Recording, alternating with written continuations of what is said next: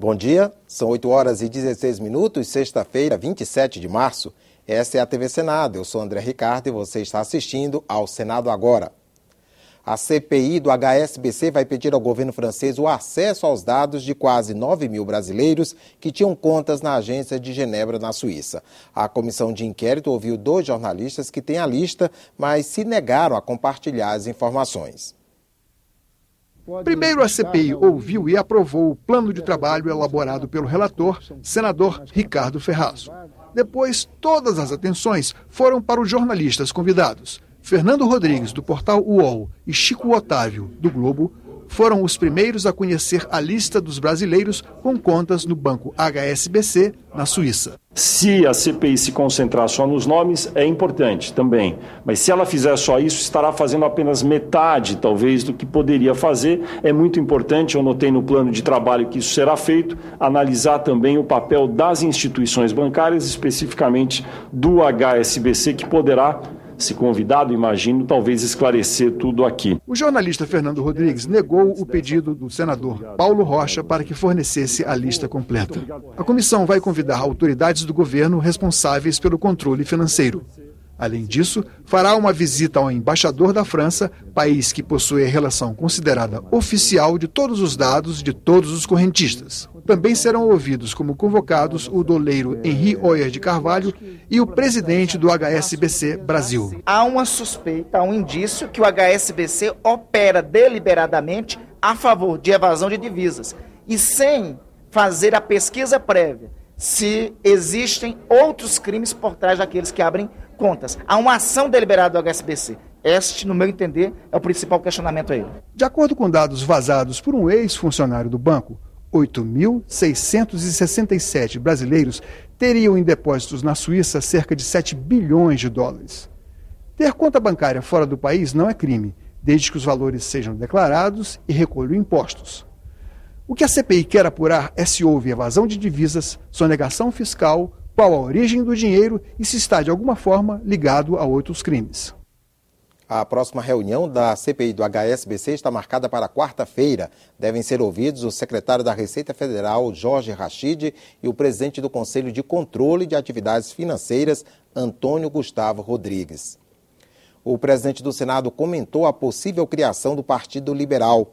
O pedido de registro foi protocolado na terça-feira, um dia antes de ser sancionada a lei que dificulta a fusão de legendas. A imprensa tem divulgado que o novo partido poderia se fundir com o PSD, que comanda o Ministério das Cidades, e com o PROS, que havia indicado o ministro da Educação. Segundo Renan Calheiros, o governo incentiva o PL para diminuir o PMDB. Do ponto de vista do arranjo político desse governo, a criação do PL foi a pior invenção. Uma coisa é criar um partido na forma da lei, outra coisa é criar um partido sob o Ministério das Cidades e sob o Ministério da Educação. Isso distorce o quadro partidário. O quadro partidário, ele saiu das urnas. Os partidos têm o tamanho que têm porque conquistaram nas urnas. Como pode o governo patrocinar uma coisa que objetiva diminuir o tamanho do aliado? Isso é um péssimo exemplo da reforma política que nós vamos ter. Veja agora o que foi destaque no Senado esta semana. O plenário aprovou a proposta de emenda à Constituição que acaba com as coligações partidárias nas eleições proporcionais, aquelas que elegem vereadores e deputados.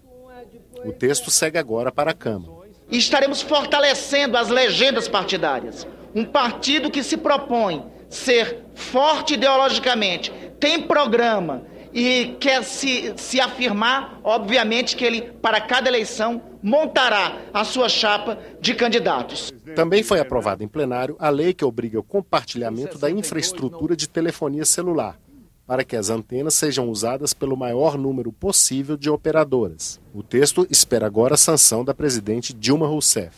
Não é encher o país de torres, mas é a gente criar as condições para expandir a infraestrutura, levar a banda larga e, consequentemente, levar serviço. Já a Comissão de Ciência e Tecnologia aprovou o projeto que obriga as empresas de telefonia e de televisão por assinatura a avisar os consumidores, com 30 dias de antecedência, do fim da concessão de descontos. Se não houver recurso para a votação em plenário, o projeto segue para o exame pelos deputados. Os presidentes do Senado e da Câmara criaram uma comissão para tornar mais ágil a tramitação de propostas no Congresso. E já elegeram uma prioridade. E nós vamos começar pela regulamentação da troca do indexador da dívida pública de estados e municípios. 3 comissões aprovaram o texto do novo Marco Legal da Biodiversidade: Ciência e Tecnologia, Meio Ambiente e Assuntos Econômicos. O projeto regula a pesquisa e a exploração comercial do patrimônio genético brasileiro. O Brasil tem uma boa lei de acesso à biodiversidade, vai permitir que a gente tenha uma economia nova, inovadora. O Brasil não usa a sua biodiversidade para nada, isso é terrível, porque é uma riqueza enorme que a população que vive e tem conhecimento dela não se beneficia, e o Brasil não tem atividades importantes ligadas ao uso do patrimônio genético e da biodiversidade. O presidente do Banco Central falou aos senadores sobre o pacote de ajuste fiscal do governo. O Banco Central não mudou. O que mudaram foram as circunstâncias, entre setembro e outubro.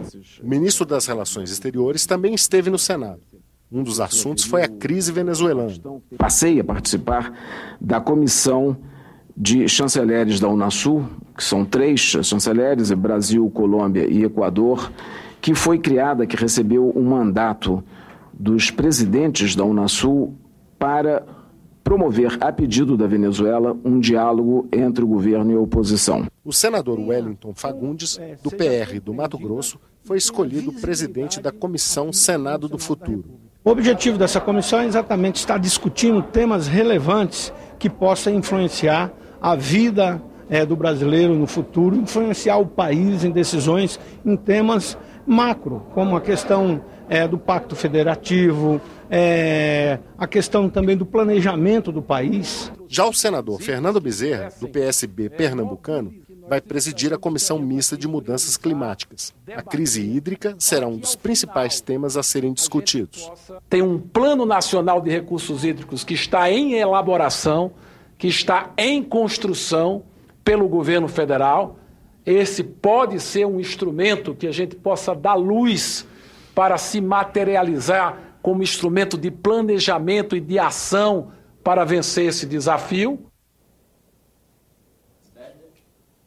Vem para o Senado matéria aprovada pela Câmara dos Deputados que torna homicídio qualificado e crime hediondo assassinar policial, bombeiro militar, integrante das Forças Armadas, do Sistema Prisional e da Força de Segurança Nacional, quando esses profissionais estiverem em serviço.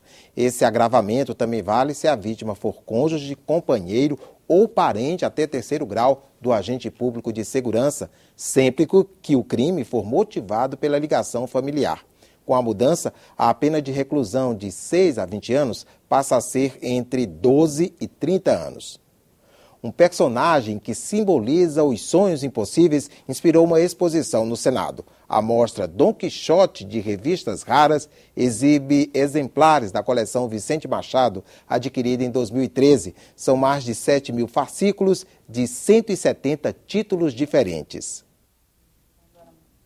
A história do nobre espanhol, que de tanto ler livros de cavalaria saiu pelo mundo combatendo monstros imaginários, inspirou 2 publicações com o mesmo nome e separadas por décadas. A primeira, Dom Quixote, foi editada pelo caricaturista Ângelo Agostini, no fim do século XIX. A outra, pelo jornalista e bibliotecário Manuel Bastos Tigre, no início do século XX. As 2 coleções foram adquiridas pela Biblioteca do Senado há 2 anos e agora estão em exposição. Além das revistas, a mostra também apresenta uma série de ilustrações do início do século passado, do Cavaleiro Andante e do seu fiel escudeiro Sancho Panza. A exposição é uma homenagem ao Dia do Bibliotecário. O senador Vicentinho Alves participou da abertura. A Biblioteca do Senado é uma das mais importantes de acervo do país, né? Nós aqui temos a história do Brasil aqui. É um dos motivos que estamos aqui para homenagear a todos os bibliotecários e particularmente os daqui do Senado Federal. A exposição fica na Biblioteca do Senado até dia 10 de abril e pode ser visitada de segunda a sexta, entre 8h30 da manhã e 6h30 da noite. As revistas também estão digitalizadas e podem ser lidas pela internet, no site da Biblioteca do Senado Federal. O site da Biblioteca do Senado pode ser acessado no endereço eletrônico senado.leg.br/biblioteca. Ficamos por aqui. A qualquer momento voltamos com mais informações no Senado Agora. E às 9 horas você acompanha a sessão plenária ao vivo com o discurso dos parlamentares. Enquanto isso, continue com a nossa programação.